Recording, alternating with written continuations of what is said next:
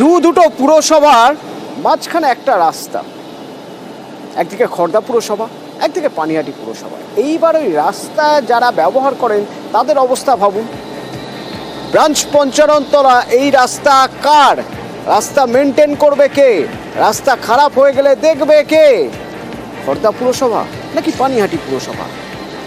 যারা এই রাস্তা ব্যবহার করেন তাদের বক্তব্য শুনুন আগে।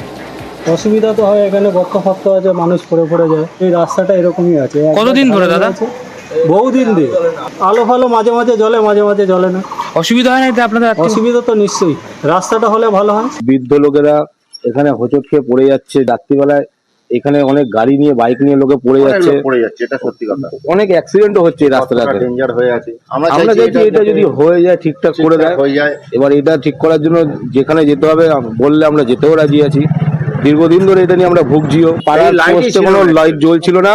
ইভেন আমার বাড়ির সামনে যে দেখতে পারবেন আপনারা, এই লাইটটা আমি আমার নিজের পয়সা খরচা করে লাগিয়েছি। এই রাস্তাটা অ্যাকচুয়ালি পানিহাটি খড়দা দুটোই পড়ে। অসুবিধা তো আছেই, অসুবিধার মধ্যেই চলতে হয়। এখন এটা একটু হলে আরো ভালো হয়, কারণ এই এখানে একটা গর্ত আছে, এই গর্তটা অনেকে পড়ে যাচ্ছে। সুবীর রয়েছে আমার সঙ্গে ফোনে। সুবীর, তাহলে উপায় কি? জট কিভাবে কাটবে? কাদের আন্ডারে পড়বে এই রাস্তা? খড়দা না পানিহাটি? হ্যাঁ তনুদা, এই বিষয়টি নিয়ে কিন্তু প্রশ্নচিহ্নের মুখে। অর্থাৎ এই যে পানিহাটি পৌরসভা এবং খড়দা পৌরসভা যে টানা পড়ে, রাস্তার অবস্থান নিয়ে যে টানা পড়ে, এই টানা পড়ের মাঝেই কিন্তু যথেষ্ট সমস্যায় পড়েছে স্থানীয় বাসিন্দারা।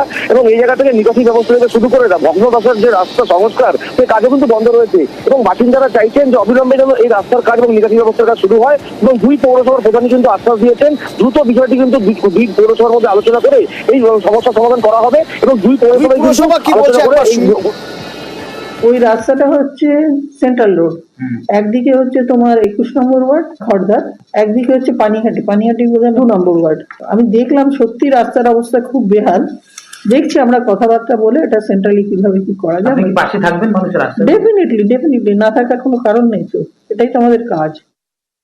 যেহেতু দুটো মিউনিসিপ্যালিটির মাঝখানে, এখন আমাদের এটা করতে হবে। দুটো মিউনিসিপ্যালিটি একসাথে কথা বলে, খড়দার সাথে কথা বলে এই রাস্তাটা ঠিক করতে হবে এবং লাইট ফাইট গুলো ঠিক করতে হবে। এটা আমাদেরই দায়িত্ব।